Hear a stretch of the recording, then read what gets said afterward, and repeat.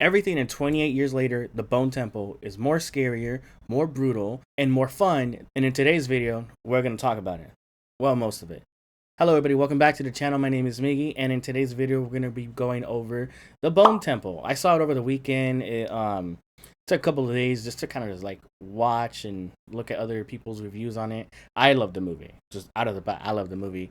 But I felt like because I watched it, but then my phone was blowing up in the movie theater, so it kind of took my attention away just a little bit. It took it away during, I'm just gonna say, the dance scene. If you haven't seen it, you're not, that scene doesn't give anything away. It's just freaking cool. So, anyways, in today's video, we'll be talking about the movie, and here are my thoughts on it. The first part is gonna be spoiler free, like always. I'm gonna go over the movie. I'm gonna talk about it like in sections, what I liked about it, the acting. The acting off the bat is incredible. And then second, when I say this part is a spoiler part of the movie, that's your cue if you haven't seen it yet to get off. Um, it's been reported as of right now, Monday, January 19th, that it didn't do so well at the box office. It could be possible to just a horror movie coming out in January, or maybe people didn't like 28 years later. I was one of those people who kind of didn't like it, like the 20 years later. This one I fucking loved it, but I was one of those people that just didn't like 28 years later. I felt like it could have been more brutal, and but this movie makes up for it in so many ways. Not just the gore, not just the tension, but this movie just makes up for it. And so like it's so magical. It's so the acting's fucking great. The cast is great. Everyone, the setting, the places they go to, it's fucking awesome. So the movie picks up like 20 I'm gonna call it the Bone Temple. I want to call it the Bone Temple, but my mind's dirty. The events take place right after you see the Jimmies at the end of the last movie, and in this part, they're seeing they're dealing with Spike at the beginning of the movie. There's no, like I said, that part's not a spoiler. What happens next is, and I'm not gonna talk about it, but the Jimmies, the Finger Gang, are dealing with Spike, and to push the movie forward, something has to happen, and they just they go forward with it. But in terms of how it starts off, the first 5 to 10 minutes of the movie is brutal to say the least. Like, I was like, holy shit, that's actually happening on screen. I felt like they needed to do that from all the critiques from the last movie because I just felt like it lacked tension. This one does not. As the movie progresses, it's not like the other ones where the zombies are more in your face. The threat of the zombies is there. The threat is just the other people. It's obviously post-apocalyptic, but the threat of like the Jimmies, the threat of the Alpha, the zombies are there as well, and just the unknowing of like the land. That's what's freaking cool. That carries the movie the whole time. And then when the Alpha returns with Dr. Ian, I'm like, dude, like it's freaking cool what happens between them. And like essentially, if you've seen the trailers and if you've seen or if you read anything online, they're essentially Dr. Ian Kelson.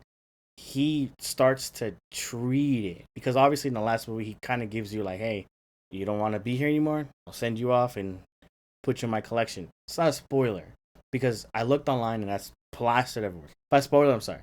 But anyways, take it with a grain of salt. That's the plot of the movie. So from the like I said, off the rip, it's just nonstop tension. It's nonstop like that's happening. Every time the Jimmies are on screen, shit goes down. Like shit hits the fan. You're like, what is this? And they turn it up to literally 11. They literally turn it up to 11. That's a reference for the movie. When you get to it, you know what I mean. And it's insane how this gang, well, not the gang itself, Sir Lord Jimmy, I forgot his actual, like, he has a nickname in the movie, but Sir Lord Jimmy, the leader of the gang, he's all cultish, like even in the photos, this feels like this doing the Baphomet symbol, and he instead of praying to God as you would kind of want to do in a post-apocalyptic world, he's praying to Satan, and he's thinking he's communicating with Satan. That's not like a different spoiler or anything. That's in the movie. It's gonna be throughout the movie the whole time. The spoiler comes later, like I want to say halfway through the movie. From there on out, it's all spoilers. So I'm just kind of trucking along. Something you kind of already seen already. And then Dr. Kelson is just working on potions, working on healing remedies, and then obviously he has that makeshift dart, and he hits Samson with it, and then but Samson keeps returning. You're gonna see it in the movie. And I thought that Dr. Ian Kelson was such a brilliant actor and brilliant character played in a post-apocalyptic world. As in, he's trying to kind of, he still has respect in a fucking desolate world, while the Jimmies and everybody they're kind of just like creating havoc and chaos in a world where that would kind of, you kind of choose what road you're gonna go through, and it be more, most people would kind of choose that route, like I gotta survive, I gotta do what I gotta do, I gotta take this, I gotta just like gotta kill people, yada yada yada. And Dr. Kelson is the opposite. He's kind of like, let me help you, let me, this is a solution to this world, because this world's, maybe that part's not going to be put right. So I mean, it's been 28 years. When it got to the end, the barn scene's insane. I was like, I just haven't seen that in such a long time, in terms of like, obviously watching Saw, Hostel, like those movies have been so far along that seeing that type of brutality again, like on the big screen, I'm like, holy shit, right? To the point where a lady left. A lady literally just got up during that scene and left. I guess because it was a full house, and I was sitting next to randoms basically, and that scene came on, and like during the barn scene, left, and I was like, holy shit. Again, so there's your warning. It's maybe to like hardcore horror fans, that's nothing, but to people who kind of are interested in seeing it, good luck, because one person did leave. I really love the dance scene. The dance scene is so fucking cool. I'm just because obviously during the title of the movie, that's the dance scene, because you're gonna see that. But it's so cool. It gives a homage to a metal band. It's fucking awesome. It ties in with the cultist thing that Sir Lord Jimmy like is basically portraying, as a like, I'm the savior in this desolate world, and he's doing the as above so below. And so in a way, before the apocalypse, I guess it's heaven, now it's hell. That's just my interpretation of what he's trying to do. But then the movie moves along, the scenery, the Bone Temple itself, like I forgot what it is, the ossuary. Sorry, he's based. It's so fucking beautiful. Every time they do a wide angle shot, there's one scene where Dr. Ian Kelson wakes up and he's in like it's a bright day, and just like the wide shot of him in the middle, the grass, the blue sky, and all the bones, all the bone towers. It's fucking amazing. As a horror fan, I would love to be there. Obviously with props, because there's a certain situation happening right now with someone grave robbing in Philly. So I'm like, hold on, with props, by the way. So I'm like, man, that I'm making another video now. That's insane. Anyways, back to the movie. But that whole scene, that whole ossuary is so fucking beautiful, and like for horror fans, it's just fucking awesome. In the movie, like the movie ends like so well, because life has to move forward, and certain things just have to stop. And at a certain point, like it's a good ending. It's a very good ending, because now it goes into like what happens next. And I understand maybe the box office is not reflecting that, but this is a fucking good ass movie. From Primate to this, 2026 and horror is looking promising. I hope we can keep this train going. Do I recommend it? Yes. To me, it's basically, I want to say 8.5 out of 10. The reason why, it's like, yes, it's gory, more brutal. I just wish, this is my opinion, this is me nitpicking. It's a great movie. Go see it. Trust me. Just go see it. I just wanted more zombies. The zombies are there. Don't get me wrong. The zombies are there. I just wanted a tiny, tiny bit more zombies. And that's basically it. So, do I recommend Bone Temple? Yes. Do I recommend watching the other movie? Yes. I understand what they were doing with 28 Years Later. The other two, 28 Days, 28 Weeks, fucking amazing. Like, nothing's touching that. Do I put the Bone Temple up there? Yes. I put the Bone Temple right with them, in terms of like, it's just a beautiful horror movie. It's such a brutal horror movie, and it's fucking cool. Like what happens? Like it's I don't want to give too much away. I want you guys to go see it. There's more. I'm gonna talk more in literally about a minute, but yeah, that's those are my thoughts on that movie. If you just stay for the spoiler part, my name is Miggy, and I'll see you in the next video. Again, this channel is going to be turned into a true crime. I am just making this one for the sake of just putting it up there. And then Miggy's Macabre will be the new horror place. This one is going to be a true crime. It's just putting this for right now to get content out. Or maybe I'm just going to put both up. We'll see how it goes. If this is a spoiler-free part that you've seen, thank you for watching. Please like, comment, subscribe. I'll go on to the next one. Are you guys gone? Are they gone? Sweet. Now, for those who've seen the movie and want to hear my thoughts on it, I fucking love. I love when the Alpha just did the fucking Sub-Zero part, like, and then just started eating the brains. I was like, whoa. I'm like, okay, like, cause I just haven't seen something like that in a while, because all these movies are just like trauma based, and at a certain point it's cool, but then it's like, bro, just give me brutality. I just want to see that. Give me some Mortal Kombat stuff. Dr. Ian Kelson meeting the Alpha again is freaking cool, because it's like, I think he struggled with the cure. I think he mentioned it. I could be wrong. He kind of struggled with the cure, and then it just came to him, because like, he's running out of I think morphine, what it was, to give the Alpha, because the Alpha wasn't like this. Like, he was basically dazed and confused and drugged up. And so, like, as he's there, he's kind of like, well, I'm kind of keeping the animal at bay. And so he does. And then watching it, I'm like, okay, he's like, I'm like, is he going to cure it? Because he kind of talks about it. And then I think he's starting to give up. He's like, maybe this virus is too much, or maybe, it's just, this Alpha is just too massive of a human where this drug doesn't do anything. And so he's kind of like, you know what, let's just end your suffering. And he's about to euthanize him. He's about to end him. And this is under the full moon, and he's looking at it, and he says, the Alpha says, moon. And I'm just like, he can talk. And so Dr. Kelson, like, he already has the needle inject, like, in, but he didn't push the drug in, so he kind of pulls it out. And he's like, what he thought was true was like, when people are going through psychosis, they usually hallucinate things that aren't there. And so he's thinking that this virus is causing that. Is like, you're kind of just losing your shit. And then there's a scene where the Alpha is in the train, the train from the last movie, where they found, the pregnant lady with the zombie child. The Alpha's in there, and the Alpha's already cured of it. Like, not cured, but he's still in that morphine state where I guess the virus is just at bay. The rage is gone, but the Alpha is basically like starting to come around a little bit. He's kind of memorizing this, like, oh, this is water. I think he grabbed grapes. I think it was grapes, and he started to like wipe it off as like that's something a human would do, not a fucking zombified enraged person.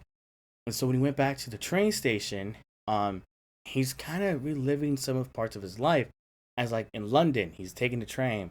I guess the person coming down checking the ticket is like, can you have your ticket? And he's like, I don't. And he's talking again. He's like, I don't have a ticket. And then when he flashes back to the present, the zombies are right there looking at him like, hey, you're not infected. Which kind of, I was like, does the virus know? Like even though, because he's still technically infected, it's just suppressed a little bit because of the drugs. I'm like, does the virus know, like, in the vicinity of like living things that aren't infected? So maybe in the next movie they kind of talk about it some more. So that happens, and he starts fucking up the zombies. Like I said, the zombies are there, but they're not really a threat because they just get taken out. Except this one part, I guess this other group is out there, and then the zombies are just like, I guess it was like 3 people and the dad, or some, I guess like an adult, and he gets blood on him, and then now he's a zombie, and the other 2 kids run off into the house. But in the house, the Jimmies have taken over. So the Jimmies have infiltrated his house where the 2 people were running from the fucking zombies, and now they're running to the Jimmies. You see what I mean? So like now, this movie, it's like, if you can't escape the zombies, you're going to run into like a group of the Jimmies where, you're kind of have to deal with people trying to survive. Now, the Jimmies aren't just surviving. They're literally just killing people for sport. That's literally what they're doing. and they have like this the strongest survive because in the beginning of the movie, Spike has to fight one of them, and Spike ends up killing one of them because he stabs. Like they gave Spike like a tiny knife, and the other one has like a big one.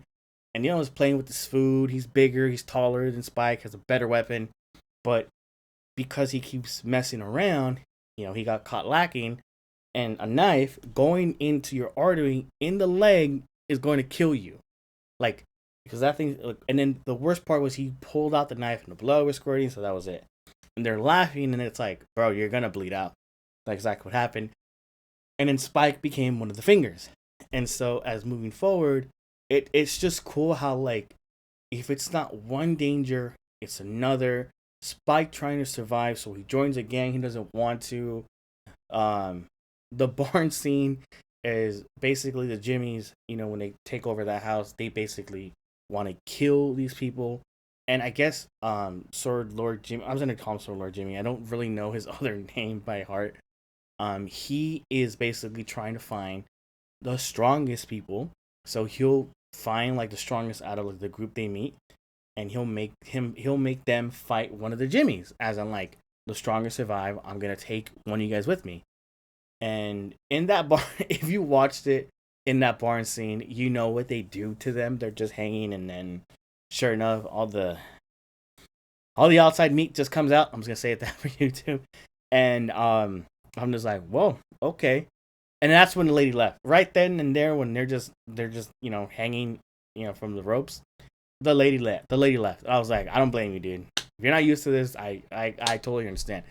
It's just crazy because it's like in a post-apocalyptic world, you would kind of want that. You wouldn't want a liability lugging along with you because you have to defend that person. You have to like feed that person, and if that person can't provide or pull their own weight, you're just as strong as your weakest link. And it was proven that when one of the girls from the house that got infiltrated with the Jimmies, she escaped. One of them escaped, and Spike had to go hunt her down.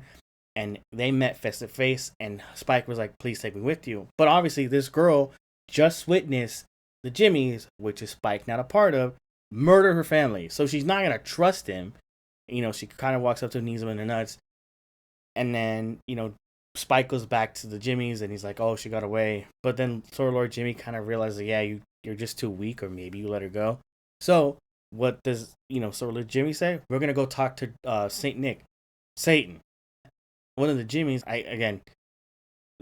Forgive me, I don't know all the Jimmy's names by heart. I don't even, I mean, notes are right here, but I didn't put that. I'm sorry. But one of the Jimmies saw Dr. Ian in the field with the alpha. And so in her head is like, what is that? Who is this? Goes back with the information to Sword of Jimmy, and Jimmy's like, oh yeah, that's Satan. Like, as in like, I'm going to lie until I get what I want. And that's what cult leaders do.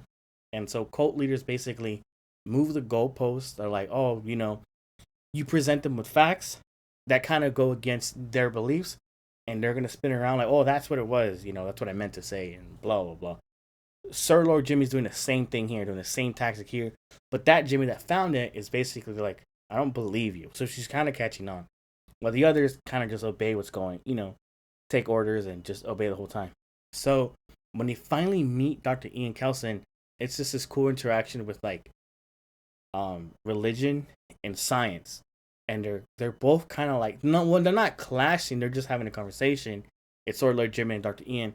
And Dr. Ian's like, I'm not Satan. I'm not anybody. I'm just, I'm a doctor. And like, even though he told him I'm a doctor, Sword Lord Jimmy doesn't want to believe it. He's like, no, you're Satan. You're definitely Satan. You're playing a trick on me. And so he kind of just comes to terms with it, and he says, hey, by the way, my group of people right there, so can you just play along that I'm Satan? And I just thought that was funny. I'm like, bro, the jig's up. Like, eventually, I'm like, in my head, I'm like, the jig's up. And so he's like, fuck it, I'll just go along with it. And he does.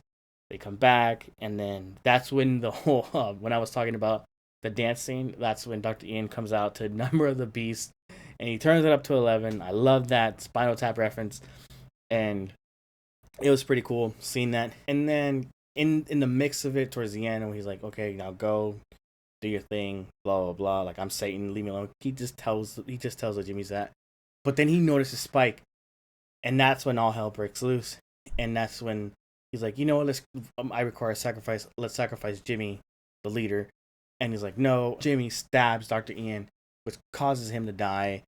But then they're all hallucinating because he still gave them he did the concoction, and they're all hallucinating now. And then the girl that found and that was speculative of the leader Jimmy, basically is helping Spike escape. And then they somehow, again, my phone was blowing up at the time, so I just remember they just kind of take over him in and out, and then they kind of just crucify him. And sure enough, when Lord Jamie's crucified, the Alpha comes back to see him, and he realizes he's gonna die, and they have this conversation, and so that's when that part's pretty cool. And then the part where he's like, "Why, oh God, why have you forsaken me?" And he's crucified upside down, like Saint Peter, because Saint Peter was crucified upside down because he felt unworthy to be crucified upright with Jesus. Man, have I gotten to the occult and stuff like that. But anyway, that's another video for another day. That's why I'm making 2 channels, to separate them, to just kind of have my interests all over the place. But yeah, that's Bone Temple. I loved it. I adored it. I want to have a section like that. You see this in the background. I do have plastic skulls from fucking Spirit Halloween and stuff like that. And like I said, they're all plastic. They're not that, because there's a situation in Philly that's very horrible. I'm not laughing at that. I'm just laughing at these are plastic, by the way. But anyways, no, but it was great. I really enjoyed the movie. Like I said, 8.5 out of 10. What would propel it to 1.5? I felt like if I saw more brutality. The story was great. Story's 10 out of 10. I love how it flowed into that. I love the scenery, all that. Maybe I just want a little bit more. I don't want to say complexity, because that was the last one, because it was okay, there's more questions and answers. This one definitely answered some of those questions, but now we kind of have different and better answers. Is now this, the Alpha Samson is basically, you can kind of say, cured of his psychosis, or maybe he's kind of in a better state. Now, does the virus know when someone is healed, or does it know when the blood is not infected? Who knows? Does the animal instinct, or does it? Because if you think about it, the zombies would fight themselves. Because if they're hallucinating, or they're hallucinating together, I don't know. More questions. Very few answers. But anyways, I love the Bone Temple. Bone Temple is great. If you have not seen it, go see it. I didn't do a proper introduction to the Bone Temple, but I just wanted to talk about it. But anyways, my name is Miggy. This channel is going to be transferred to a true crime channel. This will probably be the last movie review. If you want to see more movie reviews, I'll make a separate video later on the week saying go follow this channel if you really want to. Those who are subscribed to me, who would say oh, what's this? But it's just more content. It's just different channels. Basically, this format's still gonna stay the same. This is me ranting and me talking about the movies I've seen. And then moving forward, this space is kind of right here, moving around. This will be different, so trust me, things are coming. But thank you for watching. Thank you for sticking around, and I'll see you on the next one.